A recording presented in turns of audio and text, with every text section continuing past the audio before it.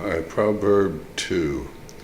This was an important proverb for T because he was very much into that the raising of children was a very important part of the whole social fabric and purpose of people. So this one had to do when he would tell it to parents who are about to raise their children and such. And he would use this phrase. There was many of these. And the one he would use most is, he goes, just remember, there is no such thing as tough love. And he would go on to explain. He goes, if you're disciplining or whatever, punishing or whatevering them in a negative way, it's not love. You have to understand what love is. And there is no such thing as negative love. It's called hate. So for you to say you're going to have tough or hate love, you're not having love. And you shouldn't be raising the child. Because to love that child is to give it all the opportunities that it can be available to it to develop into the best human being that it can. It's not for you to indoctrinate it or torture it or whatever it.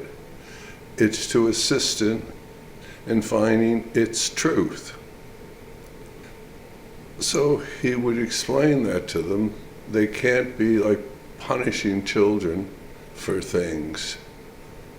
They have to get in their mind that they cannot have any preconceived thoughts on this.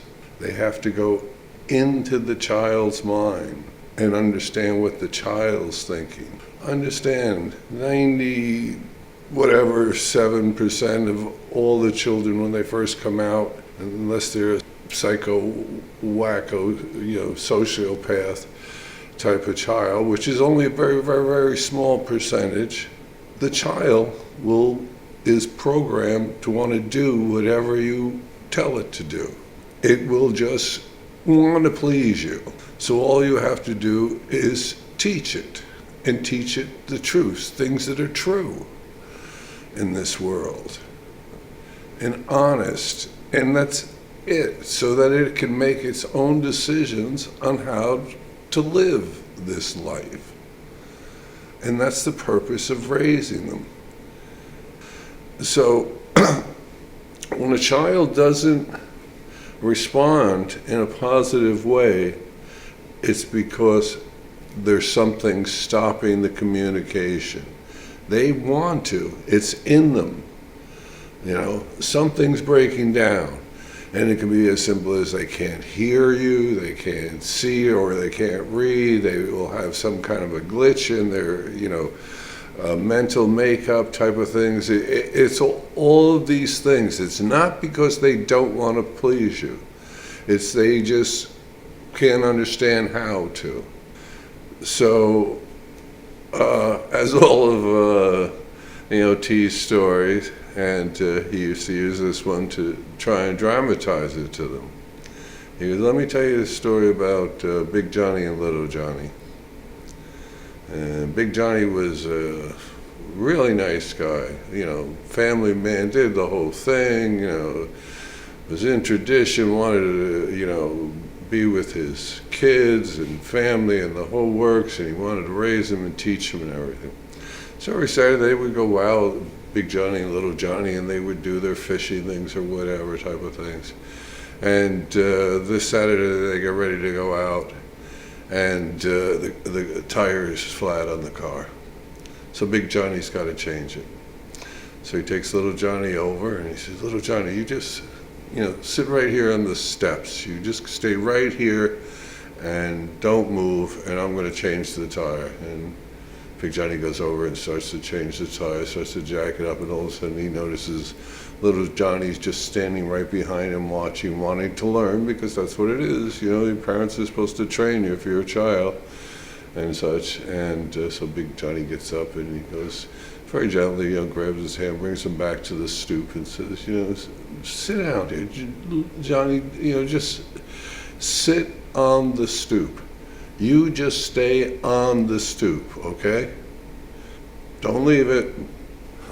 Now, Big Johnny goes back, starts working on the tire again, gets a little higher up, starts taking the tire off, and there's little Johnny right behind him.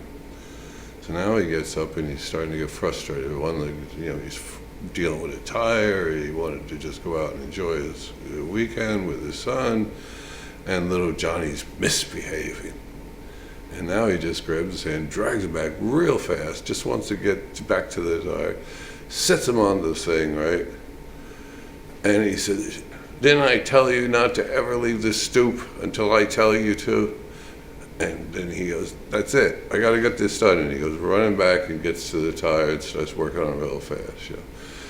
And not even a minute goes by and there's little Johnny, and he's right behind him again. And he gets up. And Big Johnny's really just had it by now. He's frustrated with the car, frustrated with everything. And he's thinking little Johnny just won't behave. He's like, remembers back to when his daddy had to give him a little whack on the behind. So he grabs his arm, flips him around, and whacks him on the behind, enough to make him cry. Not to really hurt him, but enough to say, hey, you're not listening to me. Thinking that's how I'm gonna commute him. Tough love. And kid starts to cry, of course, because it hurt. And he didn't understand why. His father attacked him, physically attacked him. He was just a small child. He only had a few years of memory. And it was never of his father attacking him for something that he didn't understand. And as he's crying, he looks up at his father and he goes, why'd you do that? And he says, because you wouldn't stay on the stoop. And little Johnny looks up at him and says, what is a stoop? He had no idea of what his father was talking about. And his father didn't bother to go and thinking what the child could be thinking. Just thought of what he was conceiving. Everybody knew what a stoop was, except a 5-year-old who had never heard the word before. So, that's the story.